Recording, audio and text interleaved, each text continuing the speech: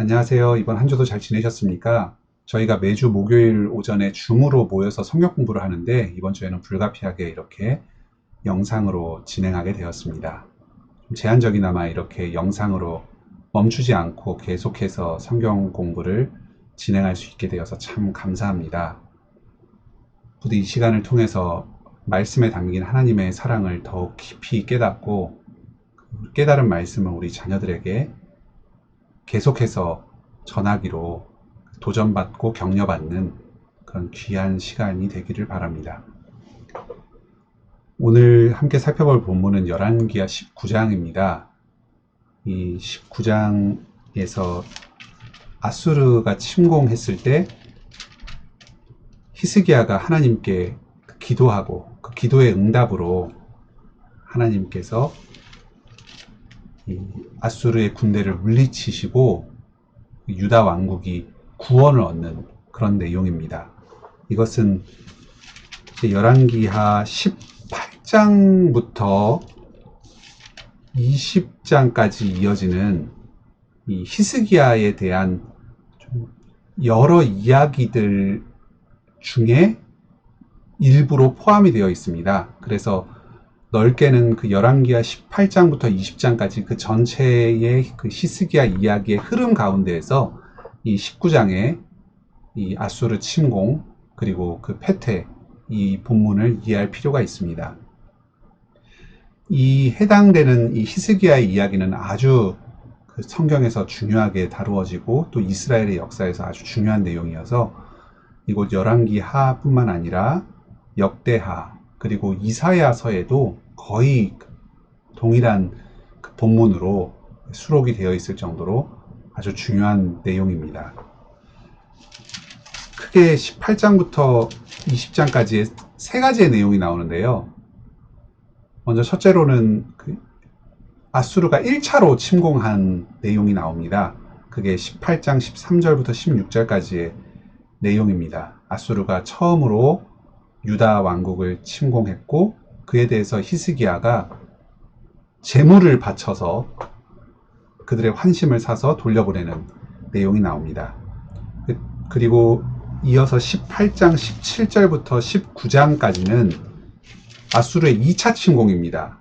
1차로 제물을 받고 물러갔던 그 아수르가 다시 대군을 몰아서 2차로 침공합니다. 그 내용이 그 18장 후반부부터 19장까지 이어집니다. 대대적으로 공격을 하고 예루살렘과 히스기야를 압박합니다. 그러니까 히스기야가 하나님께 기도드리고 그 기도의 응답으로 하나님께서 일하셔서 친히 그 아수르 군대를 격퇴시키십니다. 물러가게 하십니다. 마지막 세 번째 이야기는 그 20장에 나오는 히스기야가 큰 질병에 걸리고 그에 대해서 하나님께 기도드려서 치유받는 내용입니다. 그런데 이 히스기야가 병에 걸렸다가 낫는 이 20장의 내용에 또 다른 이야기가 하나 포함되어 있습니다. 바로 바벨론 사절단이 중병에 걸린 히스기야를 위문하러 왔는데 이 사절단들에게 그 왕궁과 성전의 각종 귀한 그 물건들을 보석들을 보여주면서 환심을 사서 친교를 맺고자 한 그런 장면입니다. 이제 이런 모습들을 볼 때 히스기야는 참 신실한 하나님의 사람이고 하나님께 간절히 기도함으로 그 어려움을 해결받는 그런 그 경건한 신자로서의 면도 있지만 그 끊임없이 흔들리고 참 믿음이 연약하여서 인간적인 방식으로 좀 살 길을 찾고 하나님이 아니라 이 세상의 재물이나 권세를 의지해서 인생의 문제를 해결하려는 그런 좀 세속적인 면모 또한 가지고 있는 왕으로 그려집니다. 오늘 그 본문에 대해서 그 질문을 받았는데요. 우리 박민아 선생님께서 아주 귀한 그 질문들을 주셨습니다. 오늘은 그 박민아 선생님의 그 질문을 중심으로 한번 본문에 대해서 좀 더 살펴보도록 하겠습니다. 먼저 첫 번째 질문은 그 히스기야 왕이 하나님 앞에서 경건한 왕으로 평가받는데, 이 경건한 왕에게 이 아수르의 공격이 임하는 이유가 무엇인가? 그리고 또한 이 경건한 왕이 애굽을 의지하였다는 그런 지적이 있는데, 이 경건한 왕이 어떻게 이런 불신앙적인 모습을 보일 수 있는가? 이걸 우리가 어떻게 해야 하는가? 경건한 신자가 당하는 시련에 대해서 우리는 어떻게 이해해야 되는가? 그리고 경건한 신자가 행하는 부족한 어떤 행동, 좀 불신앙적인 행동에 대해서 우리가 어떻게 이해해야 되는가 하는 질문을 주셨습니다. 이것은 오늘날 우리들에게도 아주 시사점이 있는 질문입니다. 우리가 예수 그리스도를 믿고 의롭다함을 받은 사람으로 참 하나님의 아들, 딸로 참 복된 인생을 살아가는데, 이런 우리들에게도 예상치 못한 또 환난, 고난들이 있습니다. 이것을 우리가 어떻게 이해해야 되겠습니까? 한 3가지 정도 이유를 생각해 볼 수 있습니다. 어느 하나 단정할 수는 없지만, 우리가 성경 전체의 어떤 다른 본문들을 바탕으로 이해할 때, 이 의롭다 평가를 받는 그 히스기야 때에 하나님께서 아수르의 침략을 허용하신 이유, 이런 것들을 한번 3가지 정도로 정리해 볼 수 있겠습니다. 먼저 첫째로는 히스기야에 대한 믿음의 시험일 수 있습니다. 히스기야가 정말로 하나님께 의로운 자로 온전한 믿음을 가지고 있는지, 그 믿음의 진실성, 신실함에 대해서 시험하고자 하는 의도일 수 있습니다. 하나님께서는 우리를 시험하지 않으십니다. 악으로 빠뜨리려고 하지 않으십니다. 하지만 악마가, 사탄이 하나님의 허락을 받아서 우리의 믿음을 시험할 수 있습니다. 그리고 믿음에서 흔들 수 있습니다. 욥이 신실한 사람으로, 온전한 사람으로 하나님을 믿었는데, 악마가 하나님께 나아가서 욥의 믿음을 시험하겠다고 허락을 받았습니다. 그런 것처럼 히스기야의 시험이 온전한지, 이것에 대한 하나의 시험일 수 있습니다. 내가 순전할 때, 아무 일이 없고 평탄할 때에는 하나님을 온전히 신앙한다. 그런데 위기의 순간, 고난이 찾아왔을 때에도, 그럴 때에 이 세상의 방식으로 문제를 해결하려고 하지 않고 하나님을 온전히 신뢰하는 태도를 고수하는가? 내 믿음의 진실성이 이 고난 가운데서 확증이 될 수 있습니다. 2번째로 생각할 수 있는 이유는, 히스기야 본인은 하나님께 온전한 신앙을 보였지만, 당시에 많은 다른 지도자들, 제사장들, 이런 사람들이 여전히, 또 백성들, 우상숭배적인 태도, 또 불신앙적인 태도, 하나님의 율법을 어기고 악을 행하는 태도를 보였던 것 같습니다. 히스기야 당시에 선지자가 이사야였습니다. 히스기야의 아버지 아하스 때, 그리고 히스기야 때, 이때 이사야 선지자가 주로 활동했습니다. 특히 제1 이사야서라고 불리는 이사야서 1장부터 39장까지는 이 히스기야 시대 전후의 때의 이사야의 예언으로 이해되고 있습니다. 이 이사야서를 읽어보면은 당시의 지도자들과 백성들이 얼마나 타락했는가, 우상숭배를 하고 하나님 앞에서 죄를 범하는가, 이런 것을 보게 됩니다. 히스기야는 하나님 앞에서 의로웠다고 하더라도, 하나님 여호와를 믿는 신앙을 가지고 있었다고 하더라도, 당시의 많은 지도자들과 백성들이 여전히 하나님 앞에서 악을 행했습니다. 하나님께서 이들을 심판하시기 위해서 아수르를 보내셨을 수 있습니다. 오늘날에도 이 세상이 하나님의 진노와 저주 아래 놓여 있습니다. 많은 사람들이 하나님 앞에서 악을 행합니다.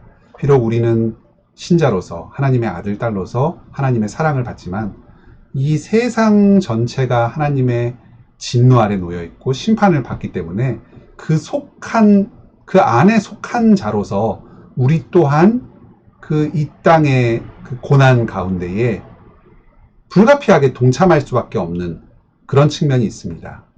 하지만 이 땅에 당하는 그 악은 우리에게는 심판이 아닙니다. 우리에게는 시련이고 시험입니다. 그래서 우리의 믿음을 더욱더 굳건하게 하고 하나님을 의지하도록 하는 축복의 통로로서 그 고난이 다가옵니다. 히스기야에게도 그런 고난이었을 수 있습니다. 세 번째로 생각할 수 있는 그 의인에게 당하는 그 고난은 믿음의 그 시련일 수가 있습니다. 연단의 과정일 수가 있습니다. 히스기야 또한 하나님을 믿는 자이지만 그 믿음이 온전하지 않았기 때문에 이런 시련을 통해서 히스기야의 그 믿음의 부족을 드러내시고 더욱더 하나님을 의지함으로 온전한 믿음으로 나아오도록 하신 것일 수 있습니다. 오늘 서두에도 말씀드렸던 것처럼 히스기야는 의로운 자였지만 그의 믿음에도 불완전한 측면이 있었습니다. 아수르의 1차 침공 때에 재물을 바쳐서 아수르의 환심을 사려고 했습니다. 또 애굽과의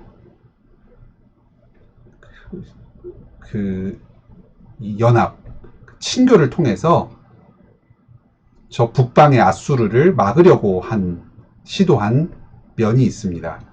이스라엘이 가운데 있으면 위쪽에 아수르가 있고 아래쪽에 애굽이 있습니다. 그래서 이 큰 강대국으로 아수르 그리고 애굽이 있는데 이 두 세력이 서로 충돌하고 있었습니다. 그래서 애굽과의 친교를 통해서 이 아수르를 좀 막아보려고 하는 시도가 히스기야 때에도 있었던 것 같습니다.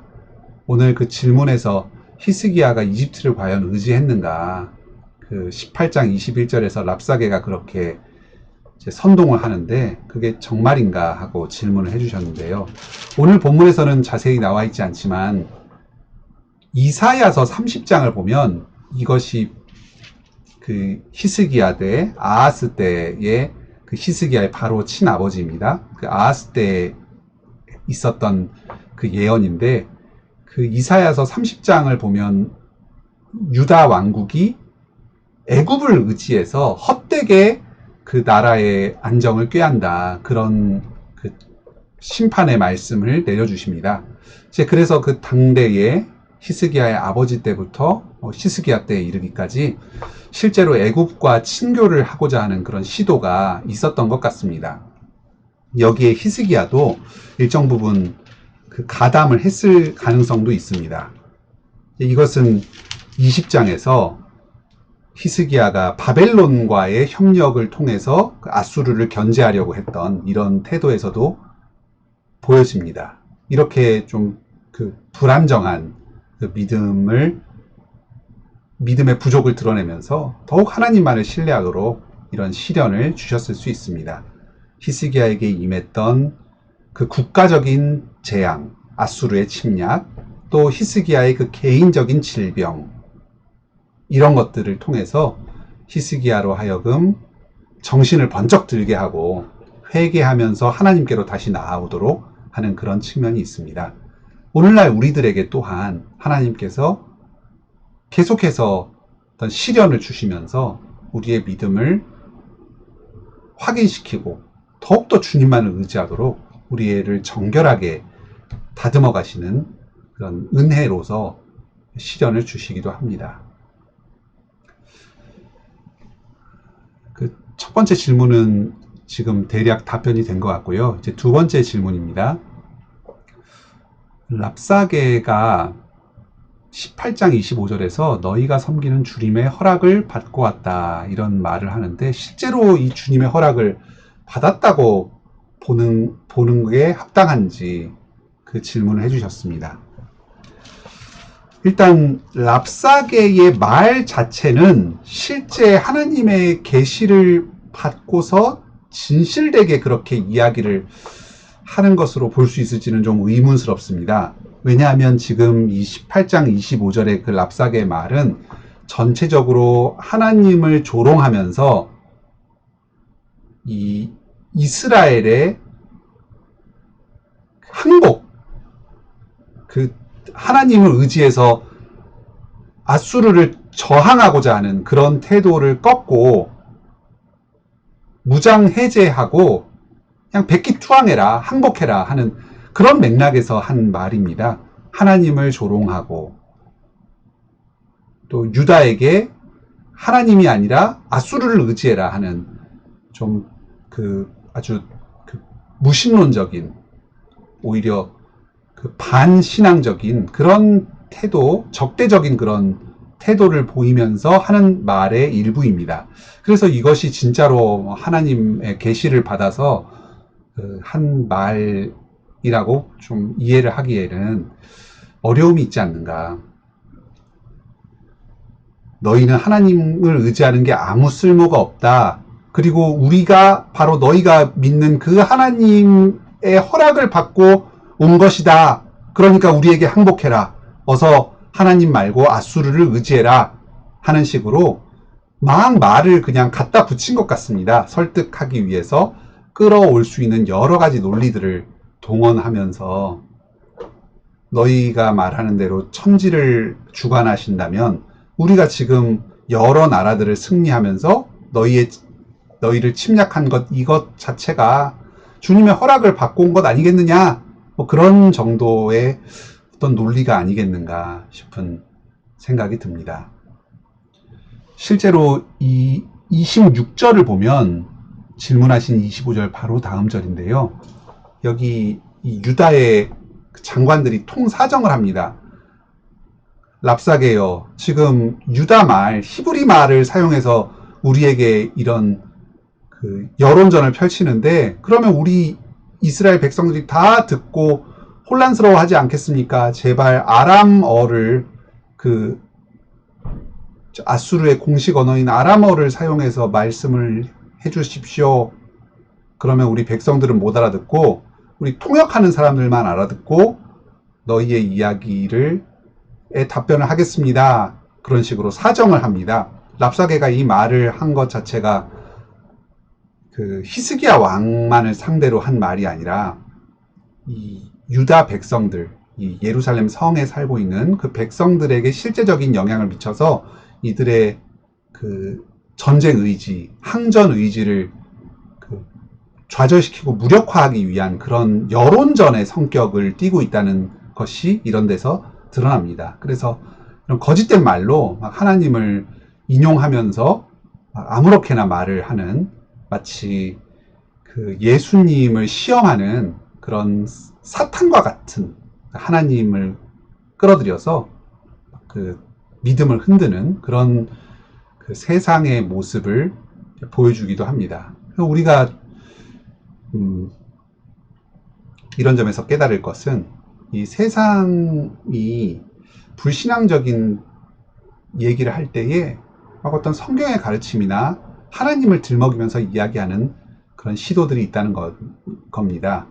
실제로 제가 요즘에 목사님과 함께 일주일에 한 번씩 지역에서 노방전도를 하고 있는데요.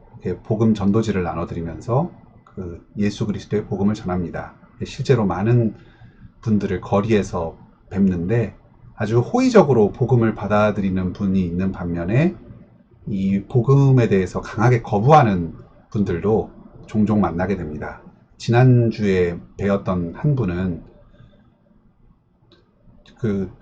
전도지를 봤더니 갑자기 우두커니 서서 지금 뭘 하고 있는 거냐고 이렇게 따져 물으시면서 이거 다 허튼 소리인 것 알고 있느냐, 내가 유튜브에서 봤는데 이 예수님에 대한 이 복음이 계시되기 이전에, 신약 성경이 쓰여지기 이전에 지금부터 약 2000년 전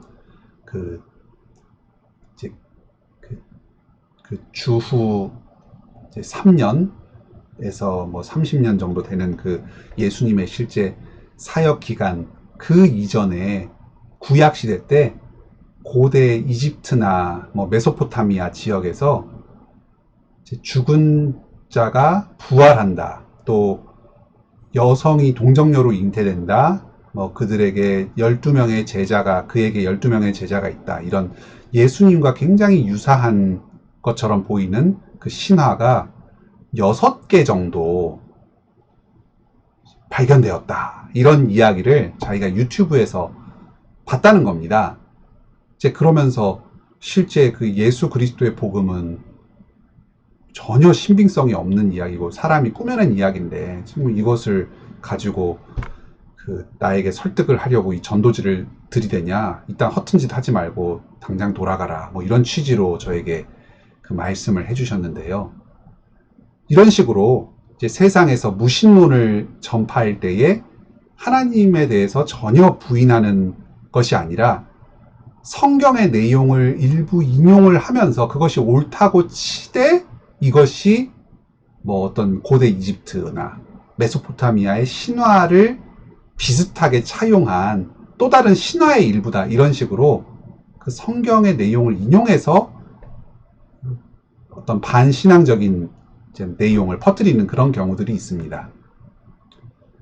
혹시 이런 것에 대해서 좀 의문을 품거나 현혹되실 분이 계실지 몰라서 짧게 설명을 드리면은, 이제 그런 고대의 기록들은 상당히 신빙성을 인정하기가 힘듭니다. 불과 우리나라에서도 뭐 수백 년 전의 역사적 사실도 불완전한 상황에서 지금부터 3000년, 4000년 전에 나왔던 그런 어떤 이집트의 신화라든지 근동의 신화, 이런 것들이 실제 그때 당시에 퍼졌던 신화인지 아니면 그 후대의 어떤 기록들을 통해서 날조한 것인지, 이제 후대 사람이 이게 고대 이집트나 고대 근동의 신화다 이런 식으로 기록했던 것이 지금까지 남아있는 것인지, 이런 그 과거의 역사적인 그 기록들 또 사실들을 재구성하는 게 굉장히 쉽지가 않은 일입니다.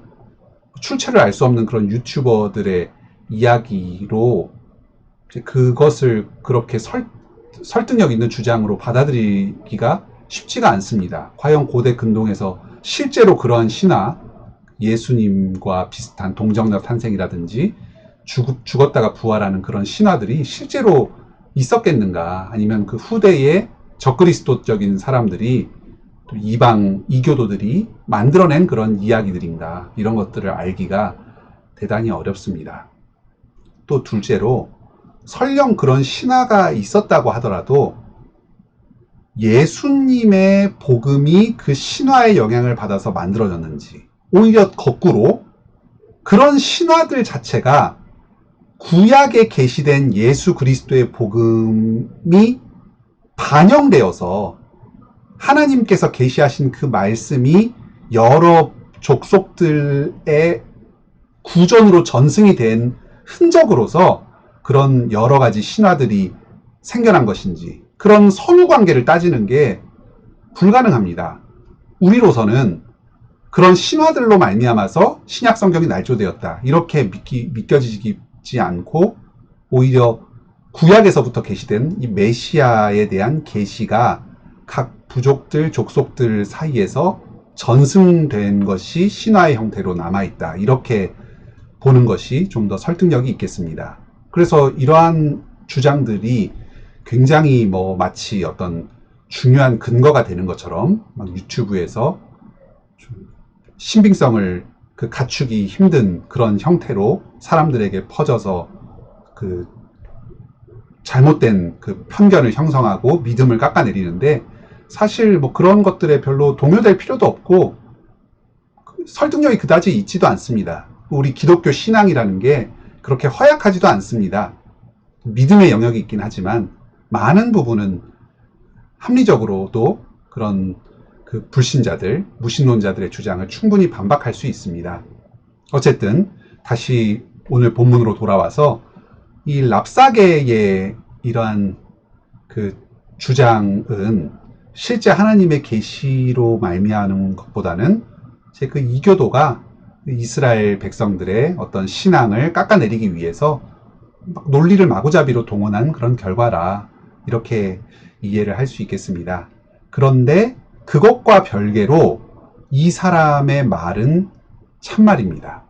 실제 하나님께서 섭리 가운데 이 아수르 군대를 일으키셔서 이스라엘을 침략하게 하셨습니다. 그 이유는 우리가 다 알 수 없지만 어쨌든 하나님의 뜻 가운데에 이스라엘 백성들을 무너뜨리시고 심판하시면서 다시 회복시키시기 위한 큰 뜻에 따라서 이 아수르가 이스라엘을 침공하는 것을 허락해 주셨습니다. 이 랍사게는 거짓된 자로서 헛된 이야기를 했지만 오히려 하나님께서는 이 거짓된 자의 입술을 빌어서 진정한 하나님의 말씀을 전하게 하셨고, 또 이러한 말을 통해서 이 이스라엘 백성들이 자신의 죄를 회개하고 하나님을 더욱 의지하도록 하십니다. 하나님께서는 이런 어리석은 자, 하나님을 대적하는 원수 또한 사용하셔서 주님의 말씀을 부분적으로 전하기도 하십니다. 여기 열왕기하 19장 21절부터 이사야가 그 히스기야에게 전하는 이 말씀, 28절까지의 이 말씀을 보면 25절에 내가 너로 견고한 성들을 멸하여 무너진 돌무더기가 되게 함이라. 하나님께서 아수르를 사용하셔서 많은 성들을 치게 하시고 예루살렘 성도 공격해서 무너뜨리게 하겠다. 하지만 28절에 너의 교만한 말이 내 귀에 들렸다. 그래서 너를 심판할 것이다. 아수르가 하나님의 도구가 되어서 예루살렘을 심판하는 도구로 사용되지만 그 아수르 또한 스스로가 범한 그 죄, 하나님의 백성들을 공격하고 또 악을 행했던, 하나님께 교만했던 그 죄를 물어서 하나님께서 또다시 심판하실 것입니다. 이 역사의 그 거대한 그 물줄기를 하나님께서 친히 이끄시면서 주님의 그 신비하고 원대한 뜻을 이 땅 가운데 이루어 가시는 모습을 보게 됩니다. 다음 세 번째 질문입니다. 아수르 왕은 1차 침공 때에 많은 그 재물들을 받아서 돌아갔음에도 불구하고 다시 2차 침공을 하면서 또다시 자기들과 조약을 맺을 것을 요구합니다. 이것이 참 이 세상의 왕들의 방식입니다. 한번 어떤 약속을 행해서 참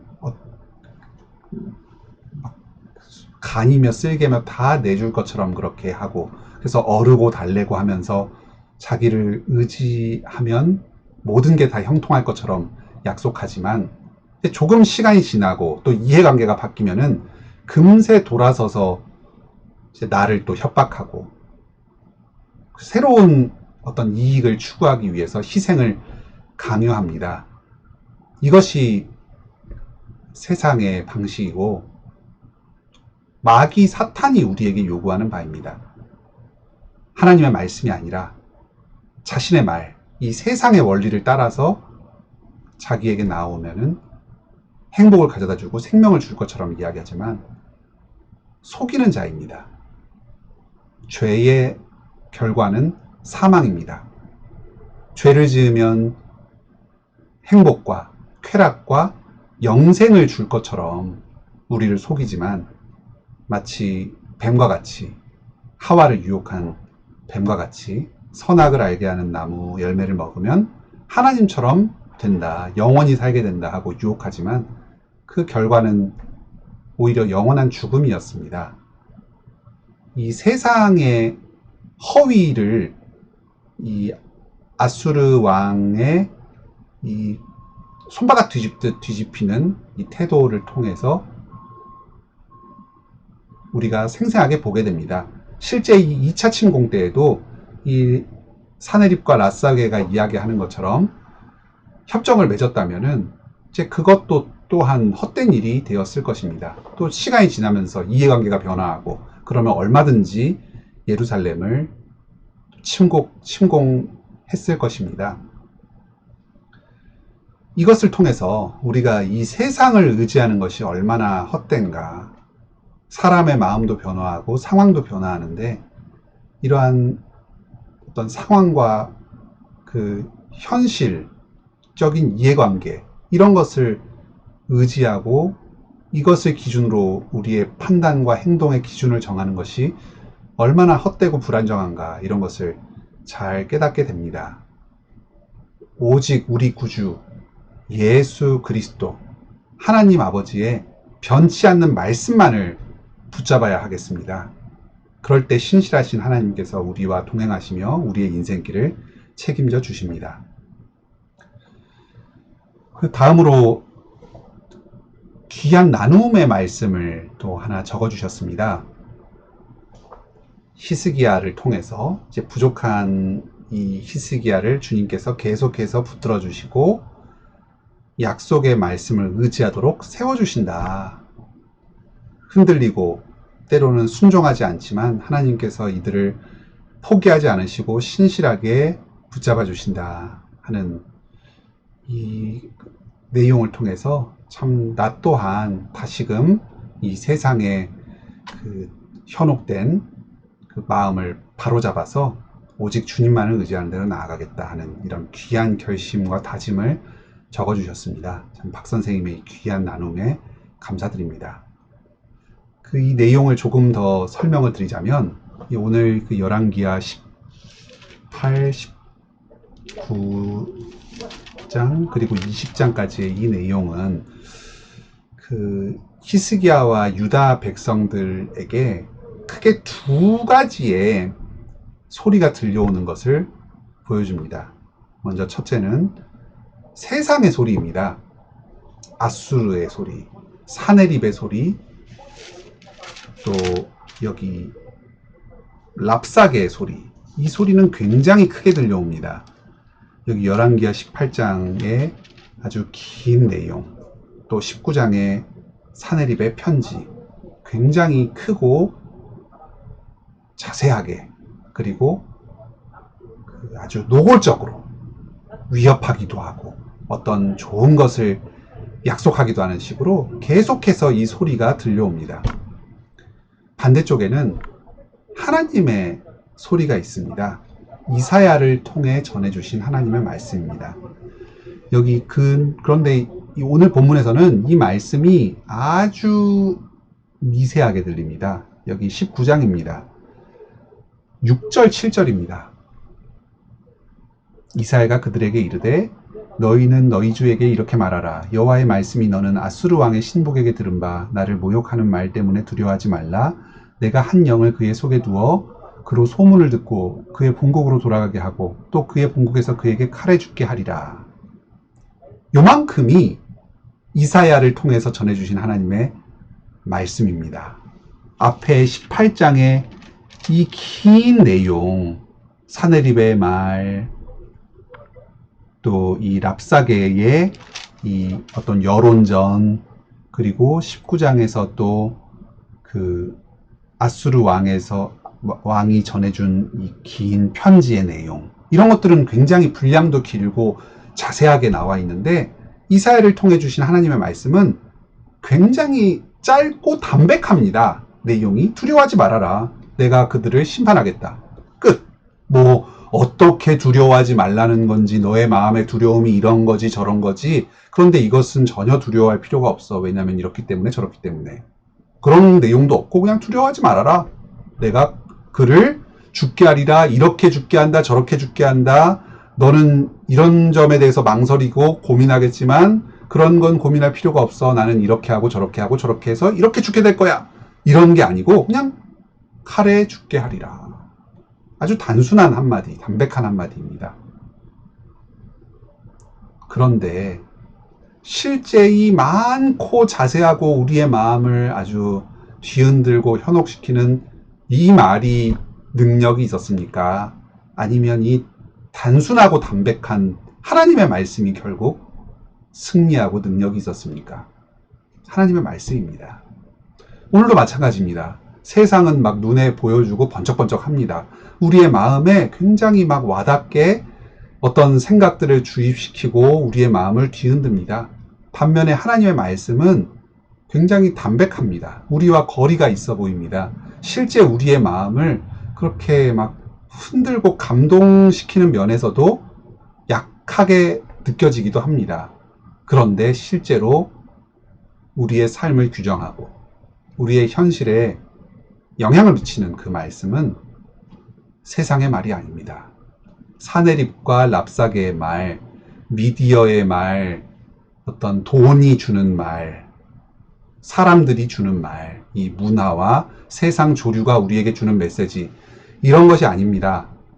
하나님의 말씀이 우리에게 실제 영향력을 미치고 생명을 주는 말씀입니다. 이 말씀을 들읍시다. 히스기야가 하나님께 간절히 기도할 때에, 저들의 말을 듣고 흔들리는 데서 벗어나서 간절히 기도할 때에, 그때 하나님께서는 더 풍성한 말씀을 내려주십니다. 기도 이후에 19장 20절 이하에 있는 계시의 말씀이 더 풍성하게 옵니다. 세상의 말을 듣기를 뿌리치고 하나님을 의지할 때에, 하나님께 기도함으로 주님의 말씀을 들려달라고 간절히 구할 때에 주님께서 그 말씀을 더 깊이 있게, 더 분명하게 우리에게 깨닫게 하시면서 우리로 온전히 순종하는 믿음으로 나아가게 하십니다. 세상의 음성에 귀 기울이기보다는 주님을 의지하고 주님의 말씀을 더욱더 간절히 사모하는 여러분 되시길 바랍니다.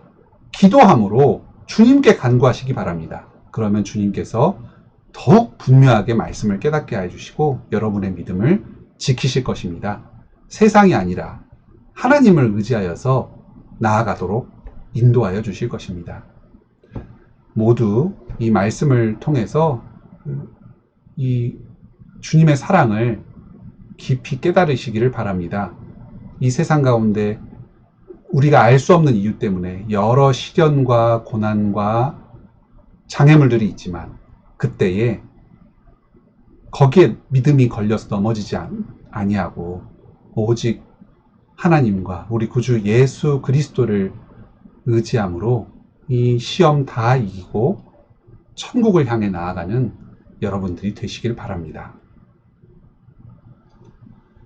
오늘 공부는 이상으로 마치도록 하겠습니다. 감사합니다.